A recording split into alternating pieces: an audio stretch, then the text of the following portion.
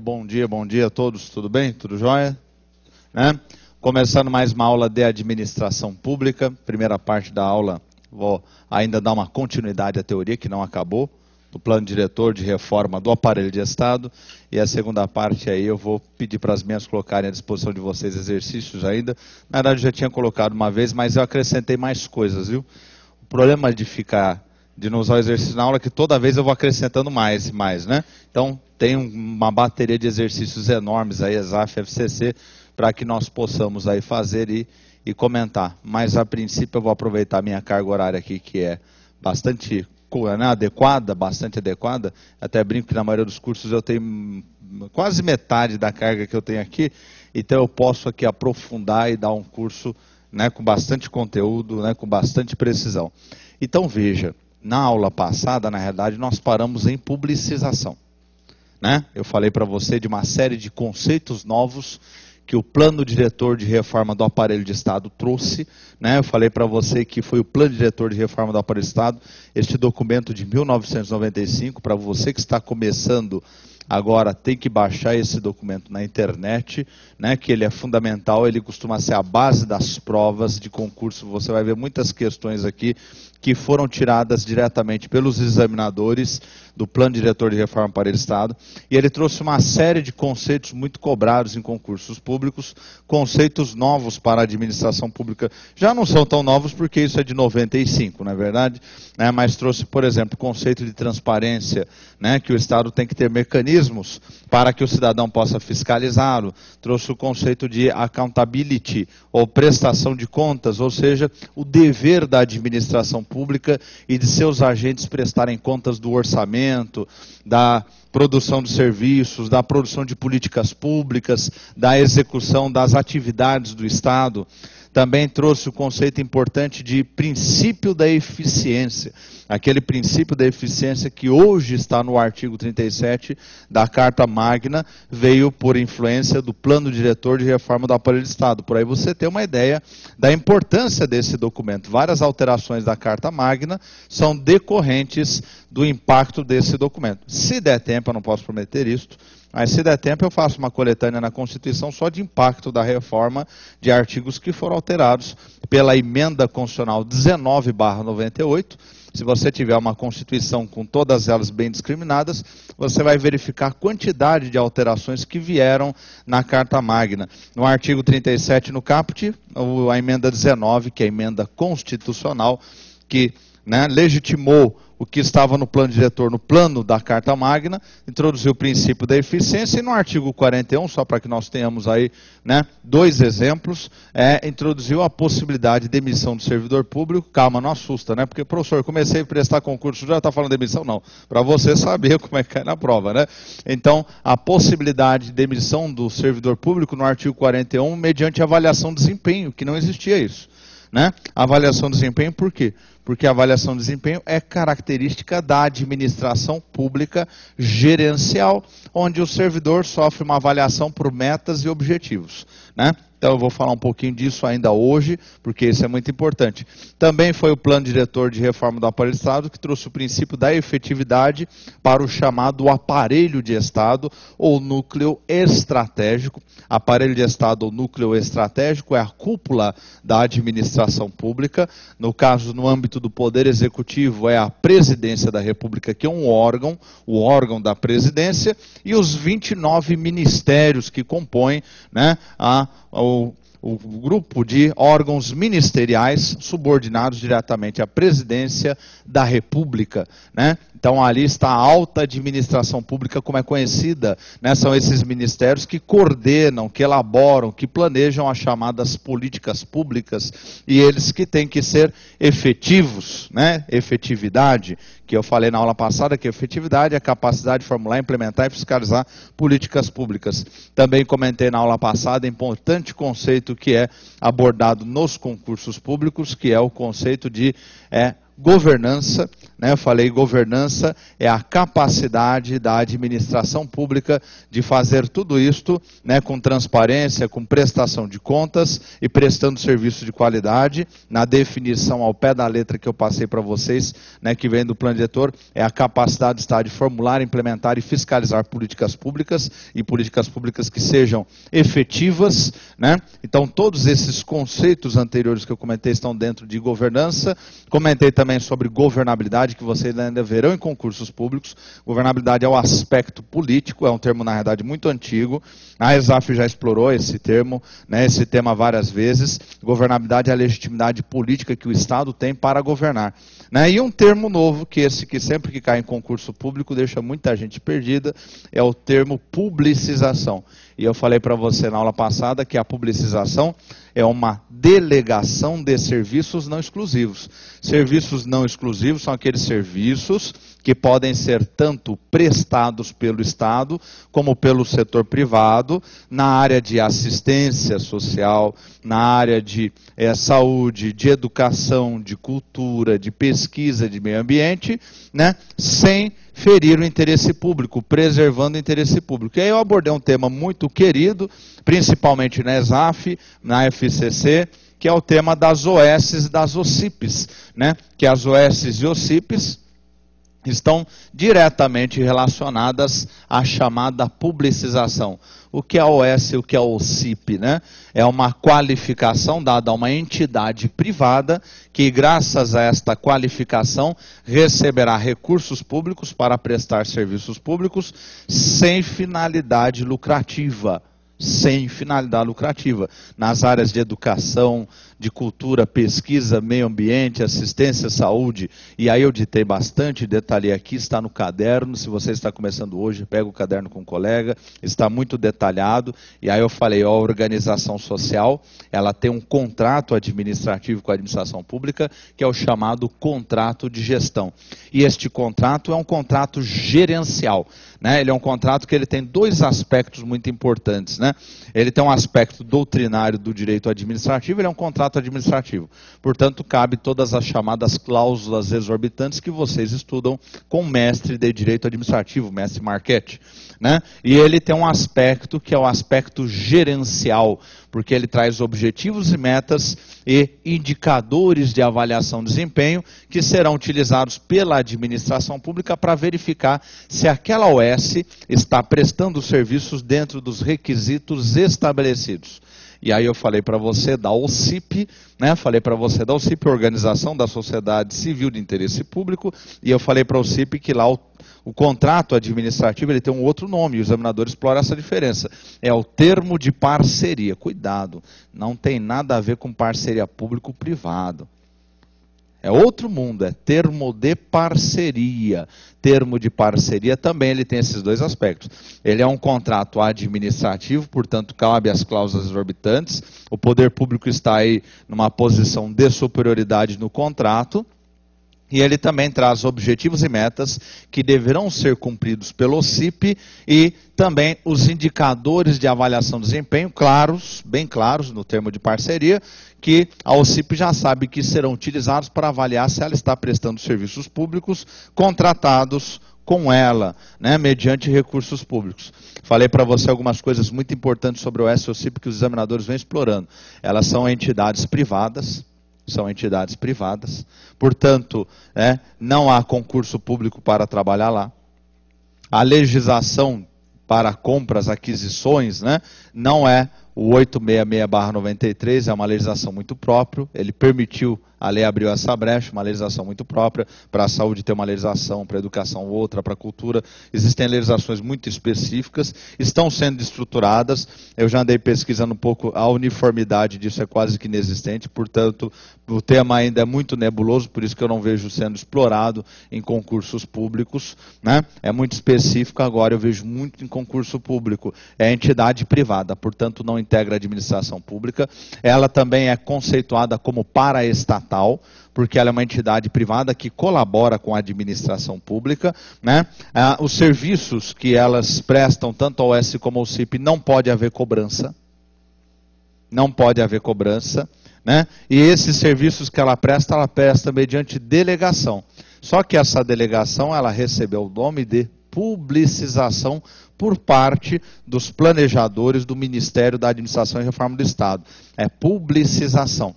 Cuidado, quando você pensar em concessionária, permissionária, né, agora estão discutindo as concessionárias do Brasil, né, prorrogação dos contratos, né, quando você pensar em concessionária permissionária, na área de rodovias, de infraestrutura, de energia elétrica, você nunca vai aplicar esse termo. Que termo? Aquele que eu falei agora há pouco. Aí você vai aplicar um termo corriqueiro que é privatização. O plano diretor ele faz essa distinção muito clara. Vamos, né, ficar aqui bem atentos, né, sobre a delegação. Eu vou até colocar aqui um quadrinho para que você não esqueça, né? Atenção, né? Aqui na delegação, serviços não exclusivos. Não exclusivos do Estado, tanto o particular quanto o Estado podem prestar, de forma a atender ao interesse público. O plano diretor ele vai dar este nome, e isto tem sido respeitado nas provas de concurso público. Publicização. Agora, o que o plano diretor vai chamar de produção de bens para o mercado, que é um termo muito vago, né? Produção de bens para o mercado,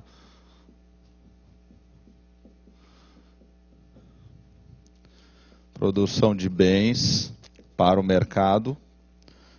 Isso é coisa lá do Bresser, não tem nada a ver com isso. Eu estou te vendendo peixe pelo mesmo preço. Produção de bens do mercado, que é onde estão as concessionárias, as permissionárias. O plano diretor vai utilizar o termo privatização. Privatização. Agora, anota isso aí que eu vou falar um pouquinho sobre privatização, para não gerar confusão. Porque privatização não é um nome técnico. Tem que tomar muito cuidado com esse termo. Ele aparece em prova, mas ele não é um nome técnico. Privatização, você já viu no ordenamento jurídico algum lugar privatização? Fala, minha querida, pois não.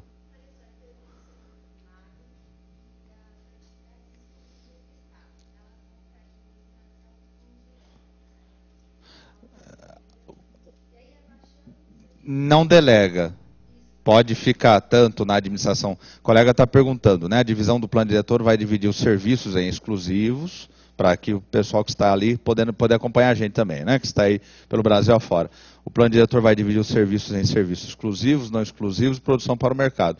Serviço exclusivo, ele é tanto executado pela administração pública direta, como pela administração pública indireta, mas ele é indelegável. Essa é a grande característica, ele é indelegável. Sim, porque a colega está perguntando, o termo cabe outorga, sim, quando a administração pública direta resolve transferir este serviço para uma das entidades da administração pública indireta.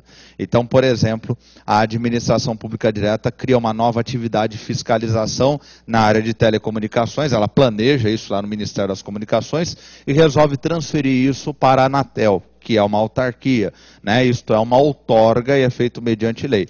Agora, no caso, quando nós temos um serviço que é não exclusivo ou produção de bens para o mercado, segundo o plano diretor, esses são delegáveis. Se esses são delegáveis, delegação é a transferência do serviço para fora da administração pública, para o setor privado. Até aí sempre foi o clássico do direito administrativo. Qual foi a inovação aqui no plano diretor, né? Que ele utilizou alguns termos que deixam um pouco, né, a gente desconfortável, né? Ele trouxe o termo publicização, que é a velha delegação, só que para serviços não exclusivos. E ele trouxe a privatização para a produção de bens para o mercado. Agora a gente tem que tomar muito cuidado com a palavra privatização. Não que o examinador vai perguntar, mas ela vai gerar um ruído toda vez que você for estudar. É uma palavra chata. Então, por isso, né, eu sempre falo o seguinte para os meus candidatos. A palavra privatização, ela é uma palavra muito imprecisa.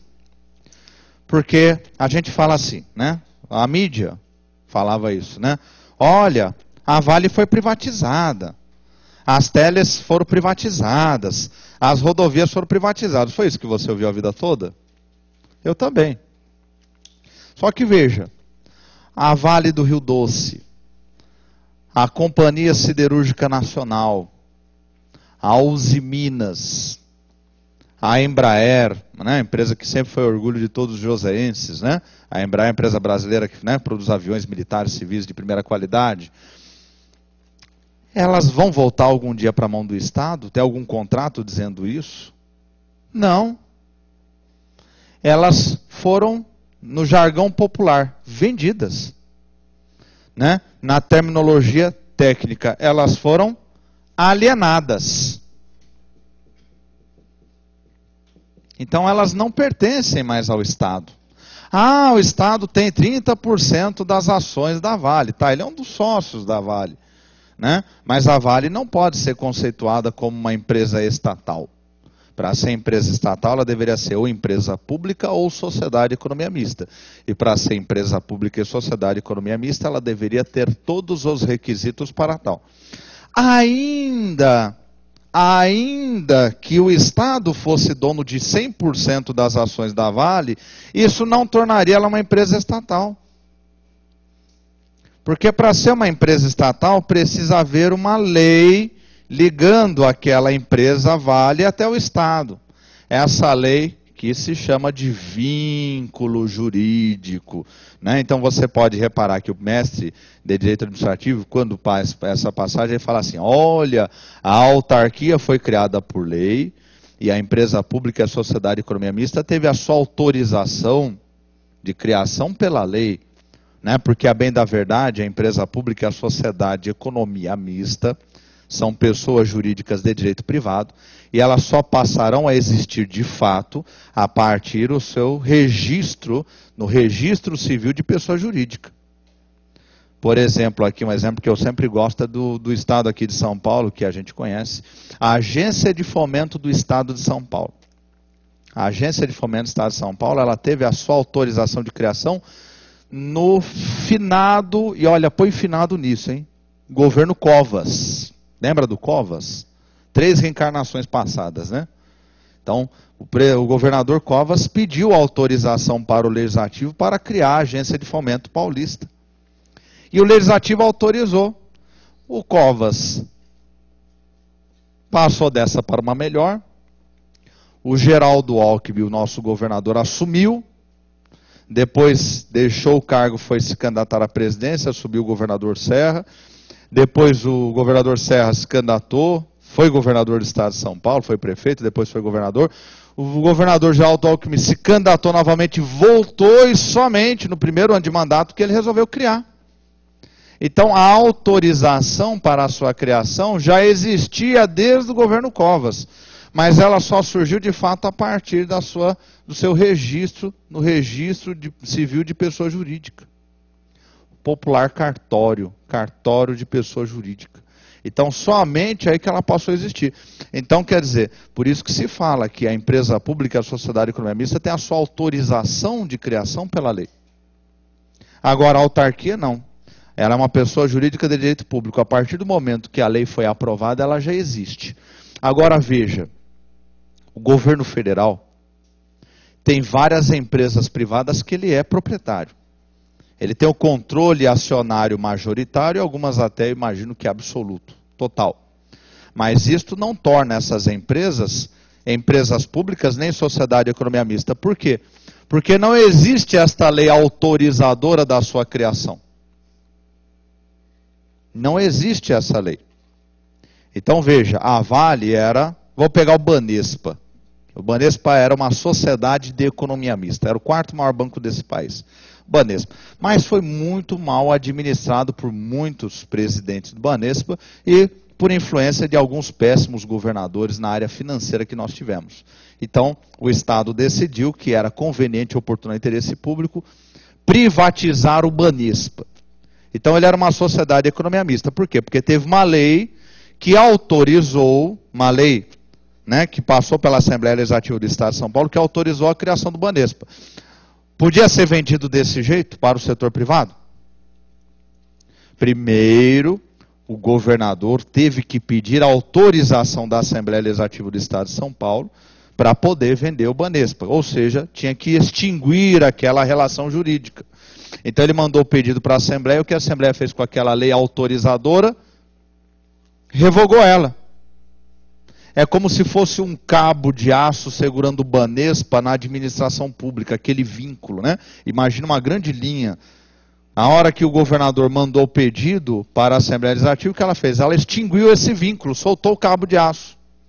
Agora o Banespa não era mais uma sociedade econômica mista, ele ficava boiando lá no mar, né? Mas ele não era mais uma sociedade econômica mista, embora o governo do Estado de São Paulo tivesse a maioria do controle acionário. Então, a partir desse momento, o governo do Estado de São Paulo pôde vender, né, por meio de um processo de licitação, Banespa, que foi parar na mão do Grupo Santander. Né? Então, veja, não é o fato de ter o controle acionário que faz uma empresa pública a sociedade econômica mista. Vamos imaginar, por exemplo, que a Vale, vou pegar um exemplo que eu gosto, Vale, né? Vale do Rio Doce, hoje só Vale. O governo federal resolva reestatizar a Vale. Pode esquecer, isso não vai acontecer. Né? Nem de esquerda, nem de direita, ninguém quer estatizar a Vale. Todo mundo concorda que ela está bem como ela está. Então vamos imaginar que pinta um presidente nacionalista, ultranacionalista, megalomaníaco, chavista, que resolve estatizar a Vale. Então o que é que ele faz? Primeira coisa, se ele é um presidente sábio e respeita o mercado privado, ele vai primeiro comprar o controle acionário da Vale. Ele vai assegurar que o Estado venha a ter pelo menos 50% das suas ações ordinárias, mais uma que vai lhe dar o controle do capital social com direito a voto. Dá para traduzir, professor? Dá. Uma empresa, que é uma SA, ela tem um órgão que é o Conselho de Acionistas, é a Assembleia Geral Ordinária. A Assembleia Geral Ordinária. E nesta Assembleia Geral Ordinária, as grandes decisões são tomadas por meio de votação. Mas se eu, Marco Antônio, tenho 50% de todas as ações, mais uma, que dão poder de voto nessa Assembleia, eu mando nessa Assembleia. Ninguém me peita. Porque eu tenho controle do capital social com direito a voto. Eu tenho controle do capital social. O que é o controle do capital social? Eu sou dono da maioria das ações que dão poder de voto. Então eu voto por mais da metade dos sócios, como se fosse vários Marco Antônios ao mesmo tempo. Agora, então o governo lá, muito honesto, foi lá e comprou, nacionalista, esquizofrênico, porém honesto. Uma coisa não exclui outra. Então ele foi lá e comprou o controle do capital social da Vale. Ela virou uma sociedade econômica mista? Não. Aí o presidente vai ter que mandar um projeto de lei para o Congresso Nacional, e o Congresso Nacional vai aprovar uma lei autorizando a criação de um vínculo. É como se pulasse um cabo de aço lá do Congresso Nacional e grudasse na Vale. E pronto, agora ela virou uma sociedade de economia mista. Então tem esse vínculo jurídico. Então, por isso que lá, por exemplo, na administração financeira orçamentária, está lá no artigo 165, parágrafo 5º, né, que fala assim: o orçamento federal é formado pelo orçamento fiscal, pelo orçamento das empresas, que o Estado tem o poder do controle do capital social, com direito a voto, e pelo orçamento da Seguridade Social. Por que que ele não colocou o orçamento das empresas públicas, sociedade e economia mista? Porque se o legislador constituinte colocasse, né, as empresas públicas e sociedade e economia mista, ele estaria excluindo do orçamento aquelas empresas privadas que o governo federal tem o controle do capital social com direito a voto. Ora, mas se o governo federal tem o controle do capital com falhou, hein? Pifou aqui, foi um problema na frequência. Se o governo federal tem o controle do capital social com direito a voto, essa empresa pertence ao Estado e logo pertence ao público. Então o seu orçamento é de interesse público. O seu orçamento é de interesse público. Né? Agora, olha só a vantagem do governo. Por exemplo, Embraer. Embraer foi alienada. Hoje ela é uma empresa privada. Ela é uma empresa privada. Só que, eu tenho quase certeza do que eu vou lhe falar. O controle do capital social dela é do Estado brasileiro. Qual é a vantagem? O que é a Embraer, gente?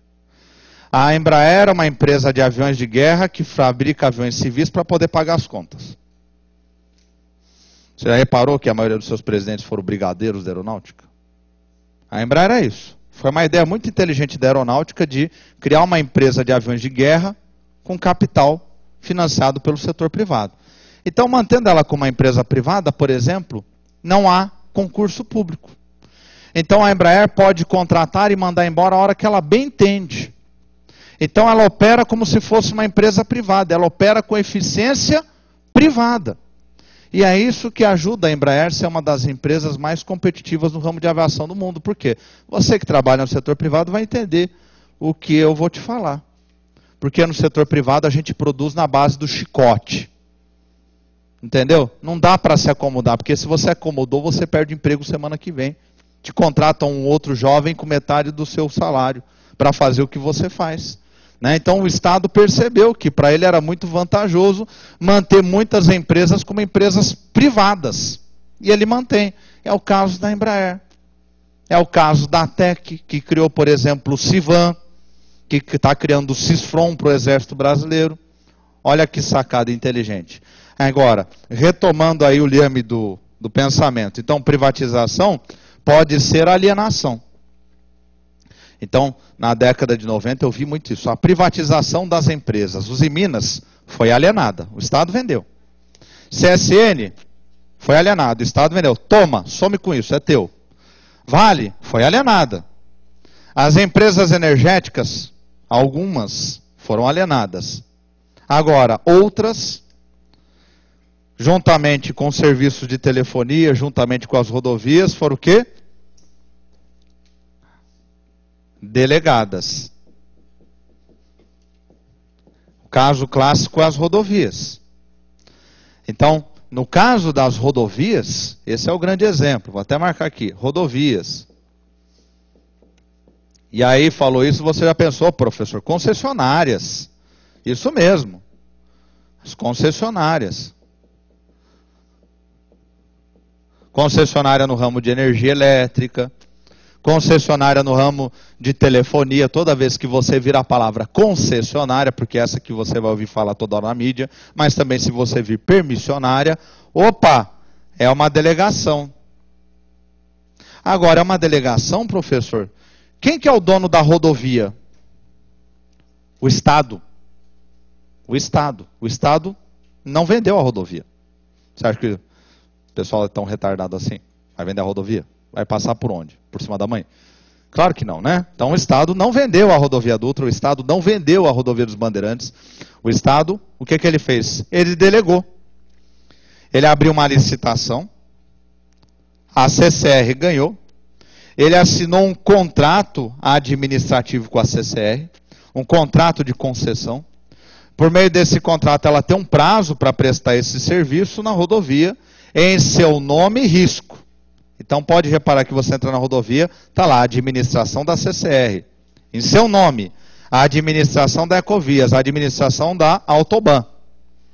E vai cobrar uma tarifa do cidadão, da cidadã que por ali trafegar, para se remunerar. Porque afinal de contas ele tem filho para sustentar, né? Os trabalhadores da CCR, os donos, sócios, não é isso? Né? Então vai prestar o serviço em seu nome e em risco. Né? Você pega a conta lá, vem AES Eletropaulo, não é isso? AES Eletropaulo, né? Como o nome Eletropaulo era muito bom, a concessionária manteve o Eletropaulo, mas tacou o AES na frente. Para lembrar que é uma multinacional norte-americana. Né? Então, essa empresa tem um contrato administrativo com a administração pública. E quando esse contrato finalizar? Porque todo contrato administrativo, em regra, tem tempo determinado. O que é que vai acontecer? Ou a administração pública vai prorrogá-lo, mediante o interesse público, que é o que está sendo discutido agora nas concessionárias, ou a administração pública vai abrir uma nova licitação, ou então ela não vai fazer nenhum dos dois. Se ela não fizer nenhum dos dois, o contrato acaba. E se o contrato acabar, o que acontece com aquela rodovia? Volta para a administração do Estado. Então, se o Estado não renovar o contrato com a Autoban, com a Ecovias, com a Eletropaulo, esses contratos vão se extinguir. E se ela não abrir uma nova licitação, e vai voltar para a mão do Estado. E aí alguém me perguntaria, mas professor, mas e os investimentos que essas empresas fizeram em tecnologia, em desenvolvimento, né? Que Eu não posso reclamar. O pedágio, tudo bem, não é barato, mas as rodovias são impecáveis, que eles administram aqui, né? Que eu tenho passado por todas impecáveis. A Dutra é impecável, a Bandeirantes, então, é uma maravilha, a Ecovias, né? Mas e todos os investimentos? Para que serve o Poder Judiciário? Para isso. O Estado vai dizer, procure seus direitos. Se não partir da iniciativa do Estado, eu vou lhe indenizar porque você fez investimentos e vai perder e não vai ter retorno desse capital. Procure a justiça. Né? Mas, de maneira geral, o administrador sério, ele respeita os contratos. Quer ver, olha, presidente Dilma era ministra das Minas e Energia. Primeiro mandato do presidente Lula. E o preço da energia estava muito caro. Estava muito elevado. Qual era o problema de uma energia muito cara? O problema de uma energia muito cara é que, primeiro, isso onera o consumidor, tirando a sua capacidade de compra. Mas, principalmente, esse foi o foco da ministra Dilma, ele torna o custo de produção da indústria muito elevado. Indústria de papel. A Abigraf, a Associação Brasileira das Indústrias Gráficas. Ela utiliza energia elétrica intensivamente.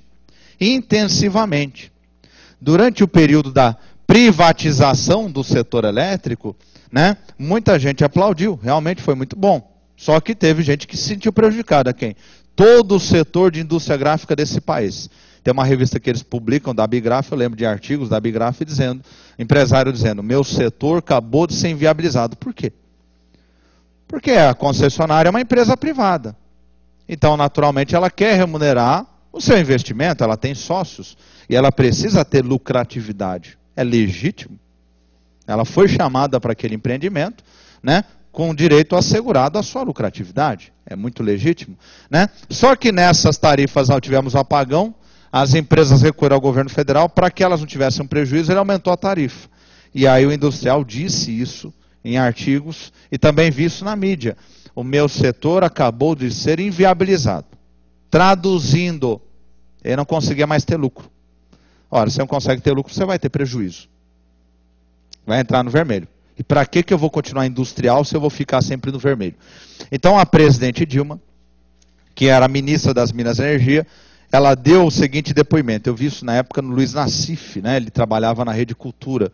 Ela disse o seguinte, quando os contratos com as concessionárias do setor elétrico se encerrarem, o setor elétrico volta para a mão do Estado. E até os jornalistas ficaram muito, nossa, petista, né? O Lula tinha entrado, estava começando o governo, né? Esse é um Chaves 2, aí vai estatizar tudo, né? Então, soou muito mal naquele momento a presidente Dilma, que era a ministra, falar isso. Eu lembro disso, deu um mal-estar. Então, os jornalistas iam perguntar toda hora, mas ministra, então a senhora pretende estatizar o setor elétrico? Que outros setores? Ela disse, não. Ela disse, os contratos serão, aquele jeitinho bem pausado dela, né? Os contratos serão respeitados, né? Mas ao finalizar e dentro das regras já previamente estabelecidas, né? O setor elétrico voltará para a mão do Estado. O que é que a ministra estava fazendo? Ela estava negociando, na verdade. Ali era uma negociação, olha, eu vou tirar tudo de vocês. Agora, você acha que as grandes concessionárias queriam perder uma boquinha dessa, que é o setor elétrico nacional? Um dos maiores setores elétricos do planeta Terra. Se não for o segundo, o terceiro, está entre os 4 maiores setores elétricos do planeta. Quem quer perder uma boca dessa? Ninguém, né? Então as empresas falaram, não, olha, ministra Dilma, vamos fazer uma tarifa um pouco menor, que atenda às demandas dos industriais, mas deixa na mão da gente, porque nós estamos gostando de administrar o setor elétrico. E a ministra Dilma, claro, mas é isso que eu esperava mesmo, porque nós também não queremos administrar esse negócio. Fica na mão de vocês.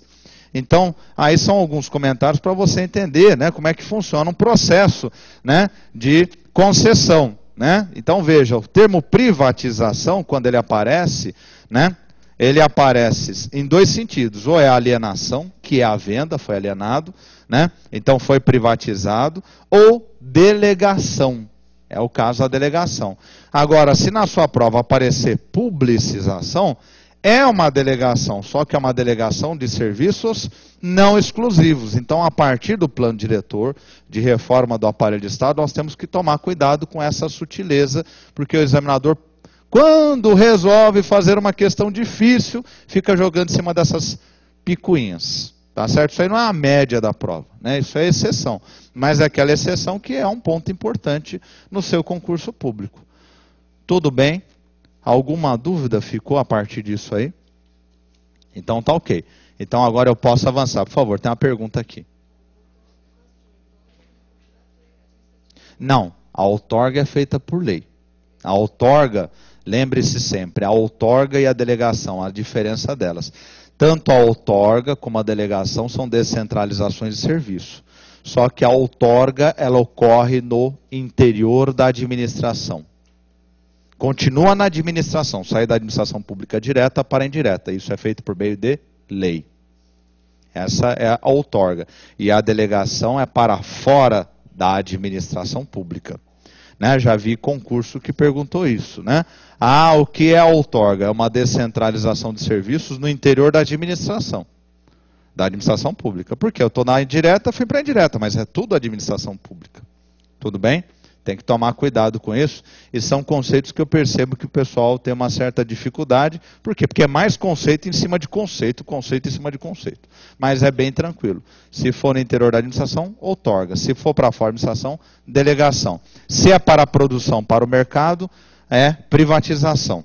No sentido não técnico. Se é para serviços não exclusivos, educação, cultura, assistência, é publicização. Tudo bem? Falou de OS, publicização. Falou de OCIP, publicização. Quando? Sempre. Sempre, sempre, sempre. Lembre-se disso. Tudo bem? Agora eu posso avançar. Pode perguntar.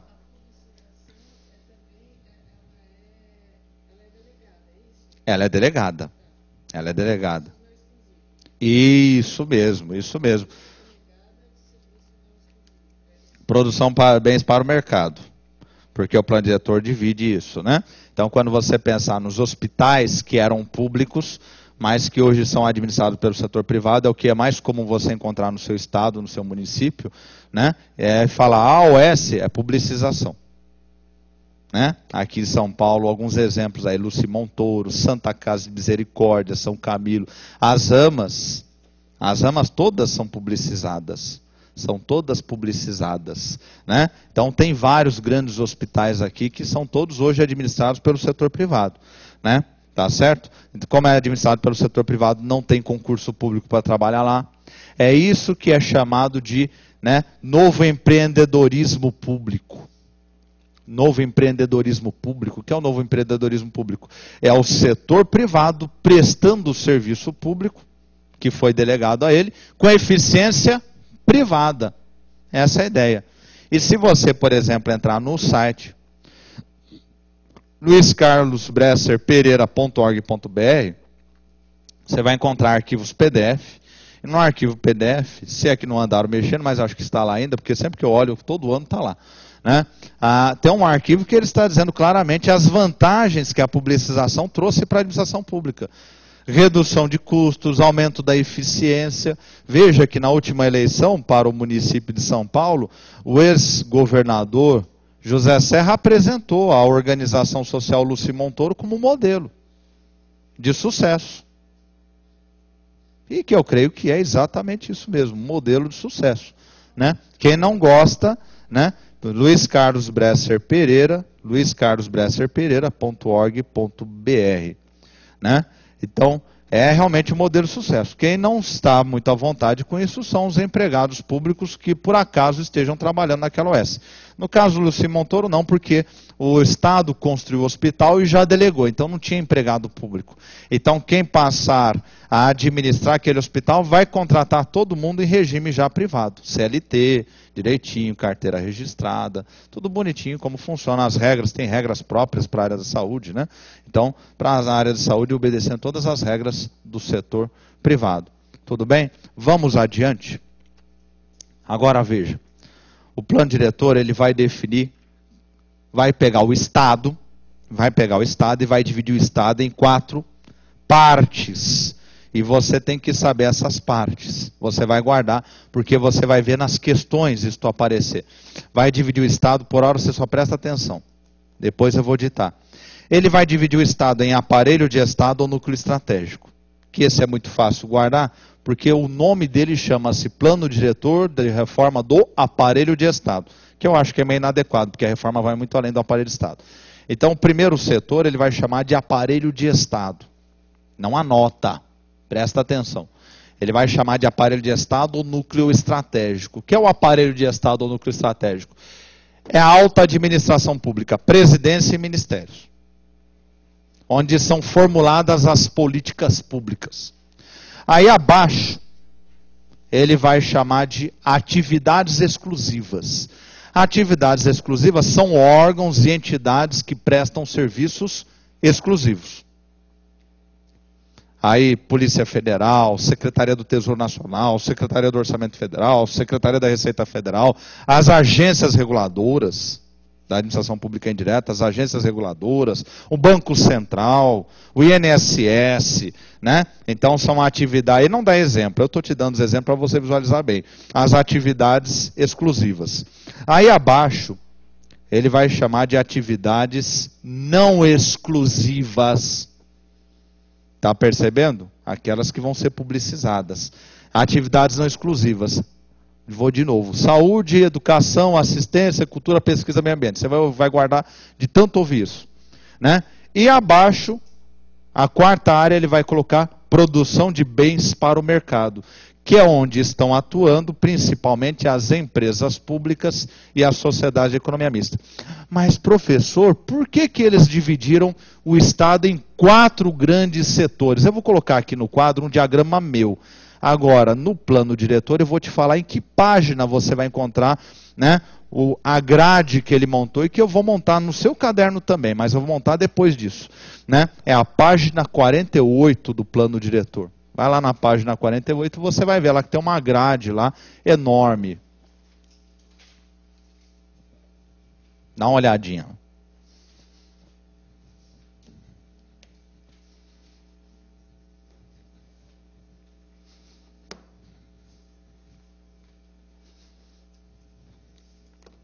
Eu, na realidade, vou fazer uma adaptação dessa grade que eu acho que vai ficar mais simpático, mais didático, mais digerível.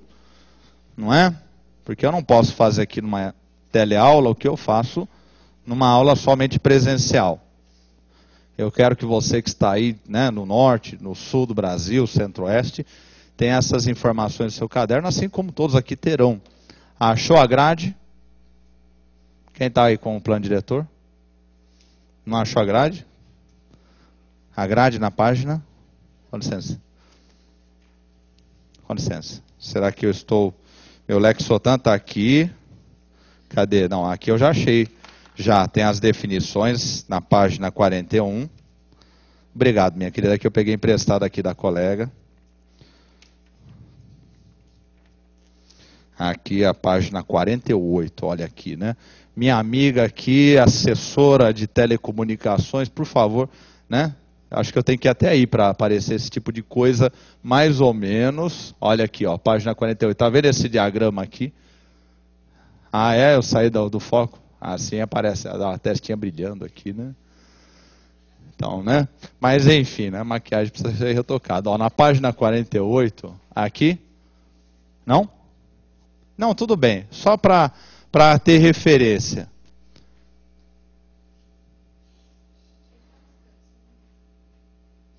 Nossa, a maquinária que é poderosa. Olha só, gente. Olha que coisa incrível, hein? Uau! Eu quero um desses na minha casa. Não é? Olha aqui, tá vendo esse aqui é o documento Plano Diretor de Reforma para o Estado, que é obrigação de todo candidato ter no seu material. O primeiro material mais importante que existe, né? Logo abaixo da Constituição. Mas é pelo menos 70, em várias provas, 70 a 90% das questões. Então esta grade aqui, né? Eu vou tentar adaptá-la aqui para o nosso quadro, né? Mas você pode baixar o documento.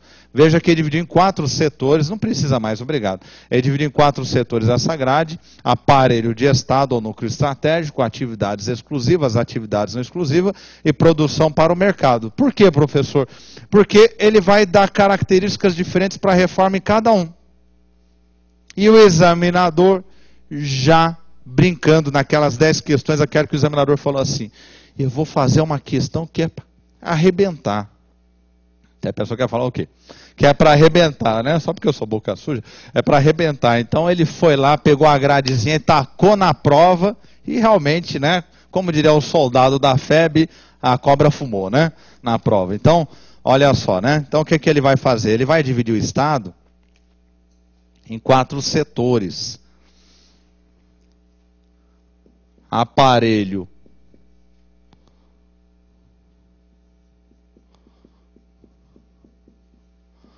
de Estado,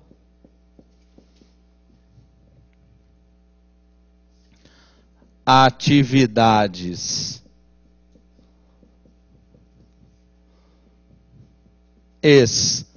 exclusivas, atividades não exclusivas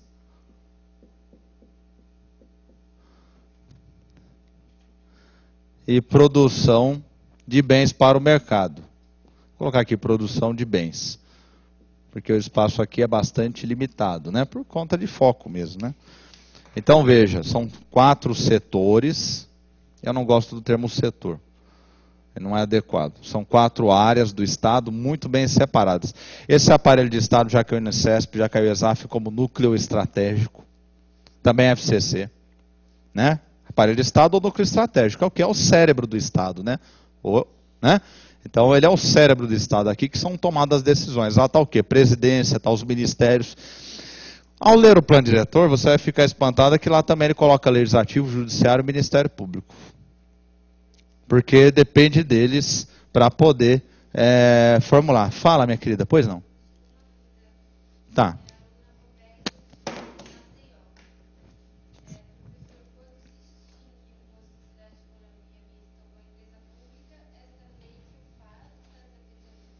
Exatamente. Roberta, né? Roberta de Maceió, minha querida, exatamente, está desafetando, né? Porque a lei, né, é o vínculo.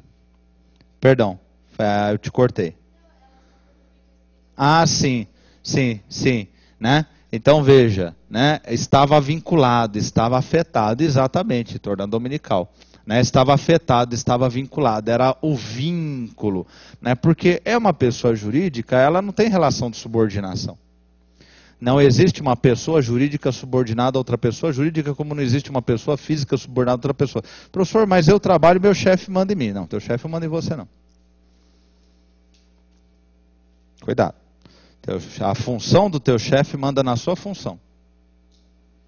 Quando ele ultrapassa a sua função, a CLT avisa. Consolidação das leis trabalhistas. Fala, olha, poderá se configurar como assédio moral. Né? Quer dizer, o limite dele é o quê? A função. Né? É a tua atividade laboral. Agora, com quem você casa, eu acho até muito engraçado que tem empresa assim, que a empresa não permite namorar. Não permite porra nenhuma. Controla nem o que é teu, vai querer controlar o que é meu, mano. Vaza fora. Entendeu? Né? Não permite namorar, não só namorei, eu namorei e ainda casei. Entendeu? E ainda fiz filho. Entendeu? Fiz uma filha linda. Então, não existe isso, é a tua vida pessoal. Então uma pessoa não manda outra pessoa. Mas eu mando meu filho. Não manda não. Não, realmente você já sabe que não manda mesmo. Né? Mas não fala isso para ele, não pega mal. Né? O que você tem? A responsabilidade e a custódia de educar e orientar. E a mesma forma que uma pessoa física não manda outra pessoa física, uma pessoa jurídica não manda outra pessoa jurídica. Então pronto, acabou. Então não existe relação de subordinação. O Ministério da Fazenda, esse tem poder sobre a Secretaria da Receita Federal. Porque há uma relação de subordinação. Mas aí não são pessoas, aí são órgãos. São órgãos. Um órgão está mandando no outro. A presidente Dilma nomeia e né, elimina, demite quem ela quiser dos ministérios. Por quê? Porque ali é uma relação de subordinação entre a presidência da República e os ministérios. Tá certo? Tá ok? Então, como é uma pessoa jurídica, se ela está integrando a administração pública, é porque tem um vínculo. Esse vínculo é uma afetação, está afetado. A palavra vínculo, a palavra afetação, são duas palavras que eu vejo juristas utilizarem o tempo todo para dizer que tem uma ligação. Né? Já viu, reparou, por exemplo, né? O rapaz vai morar com a moça. O rapaz foi morar com a moça. Né? E deu 2, 3 anos, resolveram separar. E aí gerou aquela briga pelo patrimônio. Foram parar na justiça. Primeira coisa que o juiz vai fazer é reconhecer que havia o quê? Um vínculo. Um vínculo. Não, o senhor estava habitando na mesma residência que ela? Sim, estava habitando, sim. Por isso, rapaziada, fica esperto, hein? Casa, mais fácil. Pelo menos o contrato já está com as cláusulas lá, né? Você não casou, você vai deixar que o juiz ponha as cláusulas contratuais. Então, né? Aí tá lá, lógico, né? Pode ser bobo, né? Casa. Quando deu 2 anos eu intimei. Falei, vamos casar? Casar eu vou embora. Entendeu? Casou. A igreja, foi lindo. Mas enfim, né? Entendeu? Mas intimei. Comigo não tem esse papo de conversa, vai me enrolar o caramba, né? Vamos casar ou eu caio fora, né? Vou mudar de mulher, né? Então, não, é um caso, então tá bom. Então veja, o juiz chegou lá na frente do juiz, a primeira coisa que o juiz vai verificar é o quê? Tem vínculo? Tem vínculo é o quê? Afetou-se juridicamente. Vocês estão relacionados juridicamente, e logo o seu patrimônio está relacionado. Eu trabalho numa empresa, não tenho carteira registrada, eu trabalho todo dia, diz que eu era temporário, estou todo dia há 3 anos. Qual a primeira coisa que tem que se comprovar perante o juiz do trabalho? O vínculo. Repara o termo, ele aparece toda hora essa palavra. O que é o vínculo? Que foi estabelecido entre aquele trabalhador que ficou 3 anos sem carteira registrada, coitado da empresa, está ferrada, vai se lascar de verde e amarelo. Né? O juiz vai puni-la e vai, né, se bobear, arrebenta com a empresa. Né? Arrebentar não arrebenta, mas que vai doer, vai. Né? Então, o que ele vai procurar? Que havia uma relação jurídica entre aquela pessoa física, o trabalhador e a empresa. Como é que se chama isso no direito? É um vínculo. Então, por isso o termo vincular, afetar, aparece aqui o tempo todo, porque é um termo corriqueiro do direito, para dizer que existe uma relação jurídica entre uma pessoa e outra. Só que esse vínculo é uma lei que está mantendo aquela sociedade economista, aquela empresa pública ligada. Tudo bem? Tranquilos? Agora vamos voltar aqui, né? Veja, aparelho de Estado, né? Ele vai dizer o seguinte, né? Como é que deve ser a reforma do aparelho de Estado? Isso está lá na página 48, e também a definição disso que eu estou falando, eu vou até colocar no cantinho aqui. Página 41, lá está a definição bonitinha, e página 48 do Plano Diretor de Reforma do Aparelho de Estado, para que você possa verificar o que eu estou lhe falando. A reforma, como é que deve ser a reforma do aparelho de Estado? Olha o cuidado que você tem que ter aqui. A reforma deve manter uma estrutura burocrática,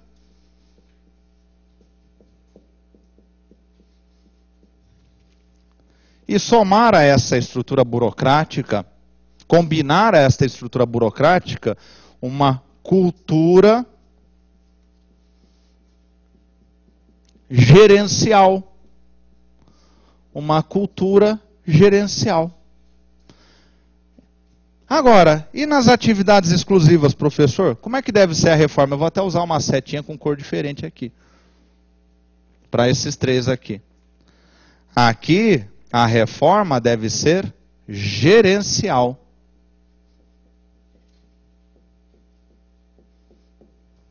Aqui também, nas atividades não exclusivas, a reforma deve ser gerencial. Aqui na produção de bens para o mercado, a reforma deve ser gerencial. Então, olha só, no aparelho de Estado, eu mantenho uma estrutura burocrática, já foi objeto de concurso, e combino com essa estrutura burocrática uma cultura gerencial. Professor, então nos ministérios e na presidência se mantém uma estrutura burocrática, mas só a estrutura, porque ali se introduziu uma cultura gerencial. Aí o candidato me pergunta, Por quê? E eu respondo. Porque a estrutura burocrática, ela tem uma natureza conservadora, nós vimos isso. Então essa natureza conservadora, ela confere para os ministérios, para a alta administração pública, como é chamada, uma estabilidade. Uma estabilidade, uma segurança. Ela confere uma estabilidade muito importante. Agora, não é uma estrutura plenamente burocrática. É a estrutura burocrática que eu vou somar uma cultura gerencial. Então, esta alta administração, que tem uma estrutura burocrática, ela trabalha com sistemas de tecnologia da informação. Ela trabalha com gestão de competências, capacitação, treinamento. Ela utiliza ferramentas de qualidade total. Ela utiliza o que é de mais avançado em administração pública. A Secretaria de Gestão Pública, que nasceu da combinação da Secretaria de Recursos Humanos com a Secretaria de Gestão, subordinada ao Ministério do Planejamento, Orçamento e Gestão, então entra no site dela, está preocupadíssima em capacitação dos seus servidores, gestão de competências, por isso que gestão de competências cai muito em TGA nas provas da ESAF, da FCC, né? Está preocupada, né, com treinamento, qualificação, está preocupada com a qualidade do serviço público, está preocupada com resultados. Todas estas palavras são gerenciais. Então, combina-se uma estrutura burocrática com uma cultura gerencial. Receita Federal. Receita Federal tem uns sistemas mais avançados, Siscomex, Receita Net, altamente gerencial. Secretaria do Tesouro Nacional, né? Secretaria do Tesouro Nacional recebeu daí tecnologia muito avançada que veio do Ministério da Fazenda. Então, veja, né? O aparelho de Estado, ele tem que combinar a estrutura burocrática com a cultura gerencial. Mas ainda não está claro, professor, então vou deixar claro para você. Pergunto-vos, em verdade, quanto tempo vocês acham que vai durar uma política pública chamada Bolsa Família? Seu bisneto vai conhecer esta política pública. Por quê? Porque o Brasil tem um bolsão de miseráveis e vai ter por muitas décadas e vai continuar tendo uma política pública de segurança alimentar que tem um nome popular de Bolsa Família. Há quanto tempo você acha que vai durar a política pública de reformulação das Forças Armadas? Nossa, décadas. Décadas. Quanto tempo que você acha que vai durar a política pública na área de previdência social? Séculos. Então veja, ali o servidor, ele vai passar muitas vezes no Ministério da Fazenda, ele vai passar no Ministério da Previdência Social, no Ministério da Defesa, ele vai passar a vida toda lidando só com aquela política pública. Ele vai se tornar um ultra, mega, hiper, plus especialista naquela política pública. Ele vai entender de tudo. Ele vai entender do orçamento, das diretrizes, das dificuldades, das resistências burocráticas que impedem ela de ter o sucesso que deveria. Ele vai entender tudo. Então, por isso que você coloca essa estrutura burocrática para dar essa estabilidade para a política pública. Ó, vou te contar para você que está aí me vendo. Aqui no estado de São Paulo, tem uma política pública de reforma da calha do Tietê, do Rio Tietê. Vou perguntar para os meus candidatos, vocês lembram quando começou isso? Não, né? Ninguém lembra, faz muito tempo. Você sabe até quando vai durar isso, minha querida? Olha, são 4 empreiteiras que se revezam, viu? Então vai continuar por muito tempo isso aí, né? Então o aparelho de Estado, que também tem no Estado e tem no município, ele tem que ter essa estrutura burocrática e cultura gerencial. Agora, onde eu tenho atividades exclusivas, a prestação do serviço. Aqui presta serviço ao público, aqui não, aqui formula política pública. Aqui presta serviço. A reforma tem que ser totalmente gerencial. Atividades não exclusivas, a reforma tem que ser totalmente gerencial. E aqui, produção para o bens do mercado, a reforma deve ser totalmente gerencial. Não fica nada de burocrático aqui. Então a ordem do plano diretor é essa. Gerencial, gerencial, gerencial. Só no aparelho de Estado. Quer que examinador em concurso público já fez, ele pegou isso aqui e tchum, trocou. Você vai ver a questão. O que ele fez? Ele trocou. É isso. Né? Botou 5 alternativas, Cada alternativa com 5 linhas, bem cansativas. Aquela questão que você deixa por último, né? Ainda que você saiba, porque é muito cansativa. E aí, quando você voltar para ela, você vai ler uma a uma e tomar cuidado, porque numa ele pegou e trocou, ele queria a correta. As outras ele colocou besteiras muito claras, mas ele sempre vai deixar 2 questões que você fica em dúvida. Cá entre nós, ele deixa 2 questões que eu acho que até ele tem dúvida. Entendeu? Mas isso aqui fica entre a gente. Agora, qual é o objetivo, professor? Qual é o objetivo, né, da reforma de cada um desses setores? Eu vou fazer uma brincadeira, vou pedir ajuda para minha amiga aqui, olha. Né, que dá aqui apoio técnico de comunicação.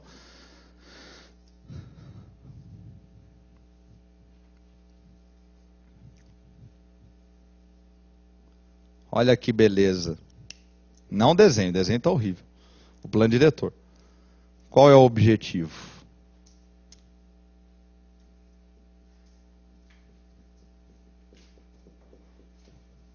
Final, acabei ficando no clássico mesmo, né? O objetivo do aparelho de Estado é a efetividade. E qual é o objetivo do restante? Eficiência. Eficiência. Eficiência.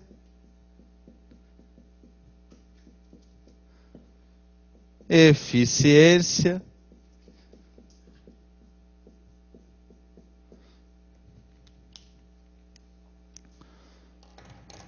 Qual o melhor documento para ler tudo isso? Plano Diretor de Reforma do Aparelho de Estado. Para você que está chegando aí, melhor documento. Eu não saberia redigir uma coisa tão boa quanto aquilo ali.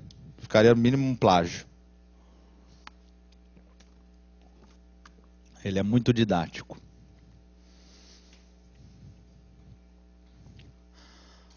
Opa! No aparelho de Estado, o objetivo é efetividade? E nas atividades exclusivas é eficiência, nas atividades não exclusivas é eficiência, na produção de bens mercados é eficiência.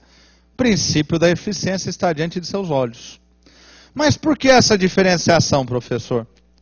Porque no aparelho de Estado, aqui o que aqui é formulado? São formuladas as chamadas políticas públicas. Bom, não vou colocar aqui não, porque minha amiga ali já está fazendo um milagre. Vou colocar aqui. Políticas públicas. E no restante, professor? Serviços públicos.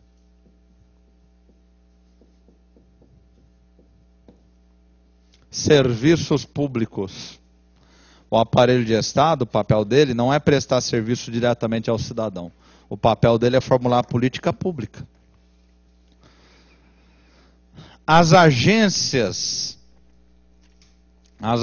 de telecomunicação, que são concessionárias na área de comunicação, com quem que elas têm contrato quando são de origem federal?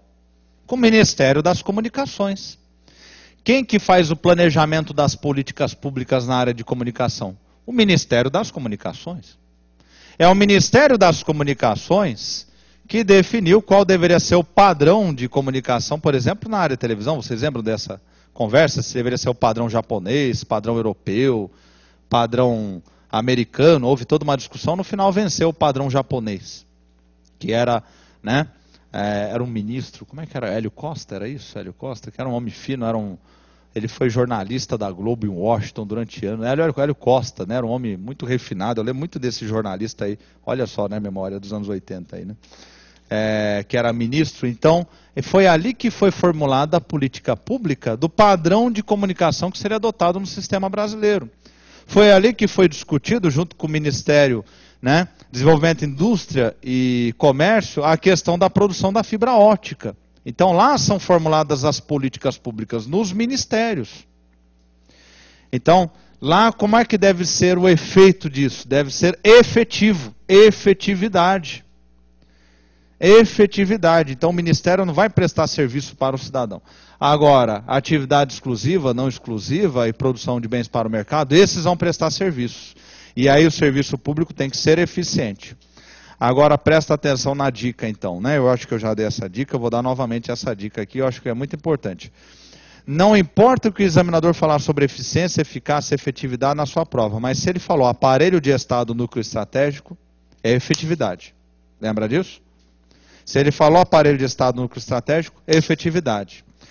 Se ele falou política pública, efetividade. Política pública tem que ser efetiva. Quem gosta de explorar mais isso? O ESAF gosta mais. E aqui é líder nisso aí. Ela adora jogar eficiência, eficácia e efetividade. Não pode ir para a prova da ESAF sem saber o que é. Ela adora. Ela adora. Né? Só que tem eficiência, eficácia e efetividade do setor privado e tem o princípio da eficiência e efetividade aqui, do plano diretor. Apareceu relacionado esse termo, eficiência e efetividade, ao plano diretor, à administração pública, à reforma do Estado, então fica esperto, ou vai ser eficiência ou efetividade. Ah, professor, a questão mencionou reforma do Estado, então vai aparecer ou eficiência ou efetividade. Não vai aparecer a palavra eficácia, essa já está fora. Ela está subentendida. Ela não aparece explicitamente, ela não aparece de forma expressa. Apareceu aparelho de Estado. Apareceu política pública, professor. Ou é eficiência ou efetividade que vai aparecer. Ah, tá. Apareceu política pública. Qual dos dois, professor? Política pública, efetividade. Serviço público, eficiência. Política pública, efetividade. Aparelho de Estado, efetividade. Tem sido assim em todas as provas que esta temática tem sido abordada. Tranquilos? Alguma dúvida? Fácil, não é fácil? Só é muita informação. Não é informação difícil, é só muita informação. Que se estuda e se guarda. Agora, questão mais rara ainda, vai ser abordada em cima do tipo de propriedade. Ora, no direito administrativo, professor, eu aprendi até a nossa amiga Mônica de Maceió, perguntou, né, sobre a questão da propriedade. Porque ela está com um registro do direito administrativo na cabeça dela. Ah, tem a propriedade que é pública, a propriedade que é privada, a propriedade pública. Qual a grande característica da propriedade pública? Ela é afetada pela lei. Né? Então, por exemplo, o município tem um terreno. Esse terreno é público? Não sei. O município tem um terreno imenso. 10 mil metros quadrados. Pode fazer ali uma praça, pode fazer um hospital, pode fazer uma escola. Né? Primeira coisa, eu quero saber se esse terreno ele é público ou é privado. Eu faço a seguinte pergunta: tem alguma lei destinando ele a alguma finalidade pública? Se não, ele é uma propriedade privada que pertence ao município. Agora, se o município decidir, não, olha, essa propriedade será utilizada para construir uma praça, então o prefeito vai mandar um projeto para o legislativo, para a Câmara Municipal vai destinar aquele terreno à construção de uma praça pública. Vai destinar, então afetou a uma finalidade pública, então agora que é uma propriedade pública. Tranquilo? Isso aí vocês sabem de cabo a rabo. Agora, o plano diretor veio embananar a cabeça da gente aí, mas não vai embananar não, porque eu não vou deixar. Eu fiz um trabalho forte contra isso. Não é? E agora eu vou te ensinar a fórmula dele. Veja, o plano diretor ele vai falar o seguinte, que tem 3 espécies de... Esquece o que você viu até agora e presta atenção nisso. Ele vai falar que tem a propriedade privada. Ah, essa eu conheço, professor. Tem a propriedade pública estatal e tem a propriedade pública não estatal. Propriedade pública estatal, não anota, só presta atenção que eu vou ditar para você, eu faço questão. Propriedade pública estatal, propriedade pública não estatal e propriedade privada. Professor, não estou entendendo nada. Que bom, então presta atenção. Propriedade pública estatal, ele está dizendo que propriedade pública está fortemente afetado pelo interesse público. Agora, se é estatal, é que tem que estar na mão do Estado. É uma propriedade pública, está afetada pelo interesse público. Fortemente afetada pelo interesse público. Agora, se é estatal, tem que estar na mão do Estado. Se tem que estar na mão do Estado, ela é indelegável. Ela é indelegável. O Estado não vai delegar, não vai alienar, vai ter que ficar na mão do Estado. Então, aonde é que eu vou aplicar essa propriedade pública estatal? Posso delegar o aparelho de Estado, gente? É indelegável o aparelho de Estado. Posso delegar atividade exclusiva? é indelegável. Então aqui vai entrar a propriedade pública estatal. Agora, olha a inovação dele. Propriedade pública não estatal. Quer dizer, é uma propriedade que está vinculada fortemente ao interesse público, mas ela não precisa estar na mão do Estado. É uma propriedade fortemente vinculada ao interesse público, mas não precisa estar no Estado. Então ele chamou de propriedade pública não estatal. Questão rara em prova, mas é aquela questão que separa os primeiros da lista dos últimos da lista. Né? Porque, lógico, o candidato que sabe até isso, o cara é ótimo. Né? Então, propriedade pública não estatal. Tem forte vínculo do interesse público, mas não precisa estar na mão do Estado. Portanto, é delegável. E a propriedade privada, que tem algum interesse público nela, mas não está afetada ao interesse público. Que é o que você vai encontrar, por exemplo, as propriedades de empresas públicas, sociedade de economia mista, boa parte, é isso. São propriedades privadas que pertencem ao patrimônio dessas empresas públicas. Elas têm que ter essa flexibilidade para poder negociar, atuar, investir. Qual é a destinação de um terreno da Petrobras? Isso é utilizado para a produção de derivados de petróleo, que é a exploração de atividade econômica, típica do setor privado. Então, acabou. Então, ele vai falar propriedade pública estatal, propriedade pública não estatal e propriedade privada. Então, você vai pular uma linha, agora você vai anotar aí. Eu vou falar até você guardar. Pode colocar aí. Tipos de propriedade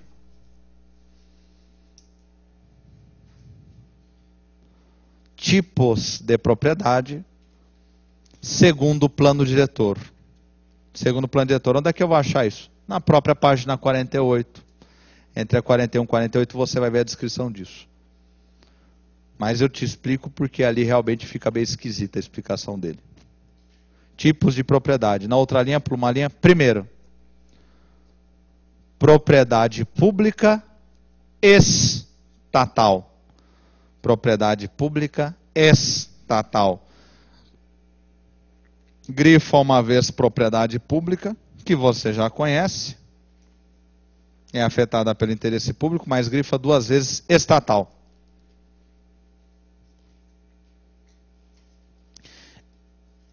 Puxa uma seta e coloque aí. É a propriedade pública que tem que permanecer nas mãos do Estado. Que tem que permanecer nas mãos do Estado. Ponto.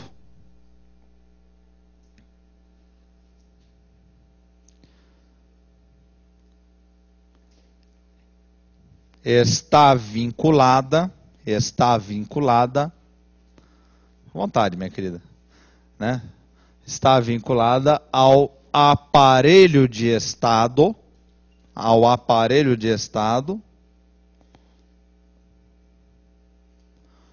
e as atividades exclusivas.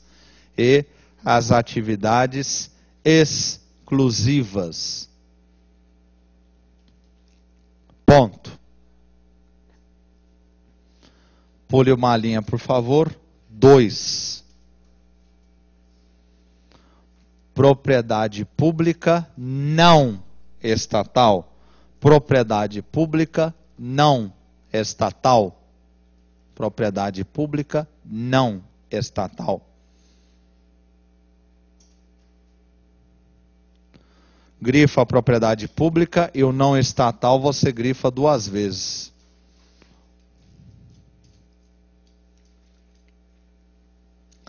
Puxa uma seta e coloque aí. É a propriedade pública, quer dizer, ela continua afetada ao interesse público, que não precisa estar nas mãos do Estado. Não precisa estar sob o controle direto dele, né? Nas mãos do Estado. Ponto.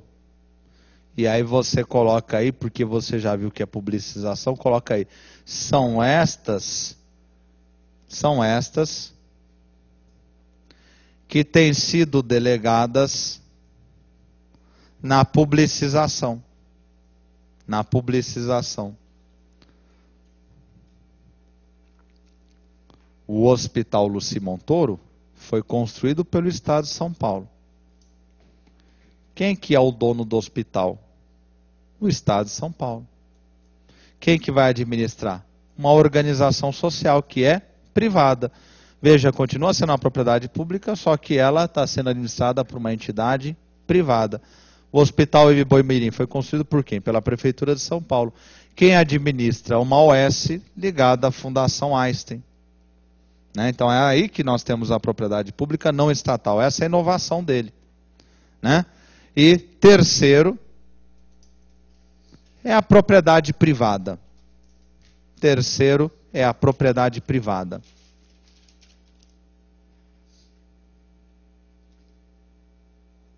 Que o Estado também tem aos montes. É a propriedade privada. É aquela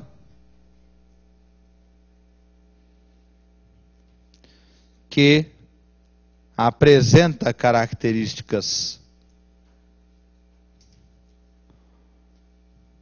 muito fortes,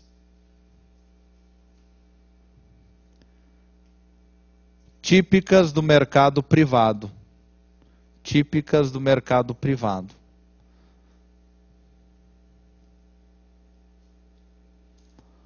Ponto. Os terrenos da Petrobras, aquelas que não estão afetadas, né? Não está afetada aqui, não me interessa, mas me interessa mais essa, porque essa está de acordo com o plano diretor. Produção de bens para o mercado, quer dizer, exploração da atividade econômica, né? Então, elas estão muito mais associadas. Agora, veja, propriedade pública estatal, então, tem que ficar na mão do Estado. O terreno do prédio da Polícia Federal. O terreno que está o prédio da Receita Federal. Tem que ficar na mão do Estado, é um serviço exclusivo. Né? A propriedade pública não estatal é delegável.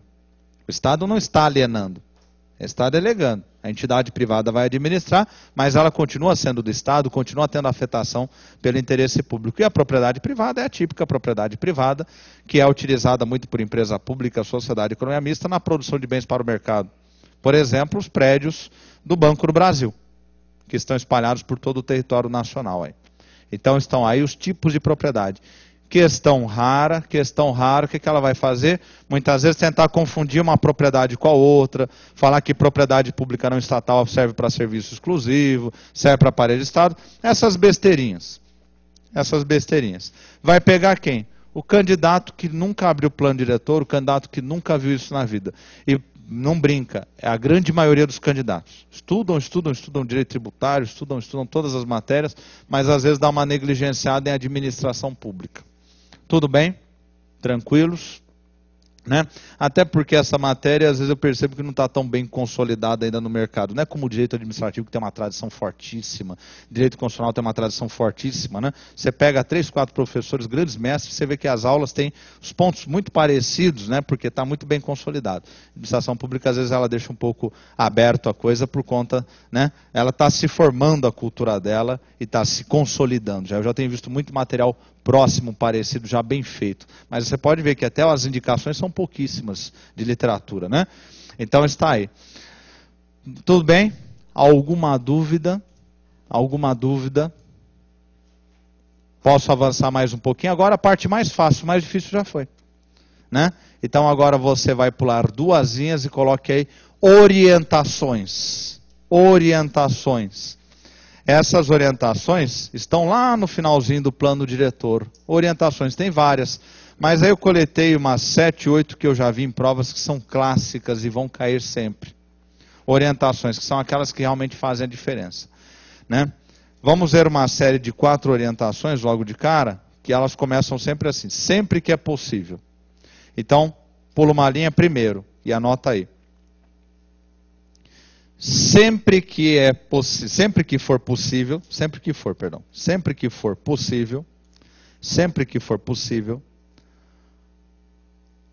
as atividades não exclusivas, sempre que for possível, as atividades não exclusivas deverão ser publicizadas.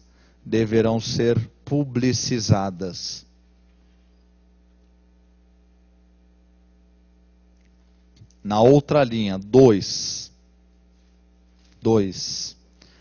Sempre que possível,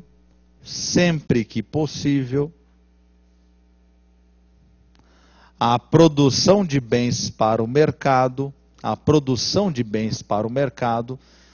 deve ser privatizada.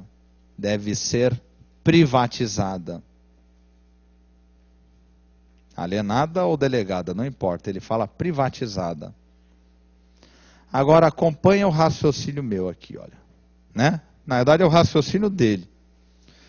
Eu vou pedir para o meu amigo dar um enfoque aqui, né? A assessoria aqui do meu amigo, isso, muito obrigado. Veja, isso aqui, indelegável. Isso aqui, indelegável. Agora, a atividade não exclusiva, o que ele disse? Sempre que possível, deve se publicizar. Vai publicizar? Vai. O que vai acontecer com isso? Vai passar para o setor privado. Vou usar outra cor, vai para o setor privado isso aí. Produção de bens para o mercado, o que ele disse? Que deve ser privatizado.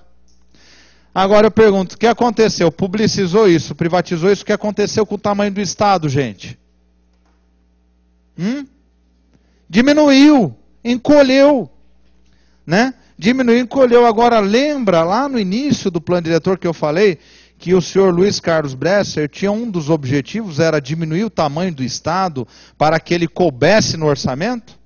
Então olha aí, publicizou serviços não exclusivos, privatizou a produção de bens para o mercado, o Estado encolheu. Ficou menor. E o Estado realmente ficou menor. Por isso que a era do presidente Fernando Henrique, né, ficou conhecida por muitos como a era da privatização. Por quê? Porque o presidente Fernando Henrique precisava desesperadamente diminuir o tamanho do Estado para não ter uma catástrofe financeira. Podemos questionar como foi feito, etc. Mas era necessário um consenso entre os economistas que o Estado passasse por uma reengenharia e diminuísse de tamanho. Agora veja bem, aí está um pilar do plano diretor, a redução do tamanho do Estado, um dos dois objetivos. Agora, quando ele estabelece critério de eficiência, o que era eficiência da aula passada? O senhor falou o princípio da eficiência. Um bom serviço público prestado para o cidadão cliente, um bom serviço a um baixo custo para o cliente cidadão, ele não está tentando garantir a qualidade. Bom, então ele está tentando buscar a governança. Políticas públicas efetivas e serviços públicos eficientes. Olha a combinação de redução do tamanho do Estado com a eficiência dos serviços e a efetividade das políticas públicas. Ficou claro? Então aqui a gente volta lá para os dois objetivos do plano diretor. Reduzir o tamanho do Estado e implementar a governança, porque o que a sociedade precisa é de bons serviços públicos. Na área de saúde, educação, em todas as áreas, segurança e assim por diante. Tudo bem? Vamos dar uma paradinha um pouquinho, tomar um café, tomar uma água e depois eu vou terminar isso e vou fazer exercícios aqui com vocês. Vou pedir lá para a minha amiga colocar na área do aluno. Tudo bem? Obrigado, hein? Vamos lá.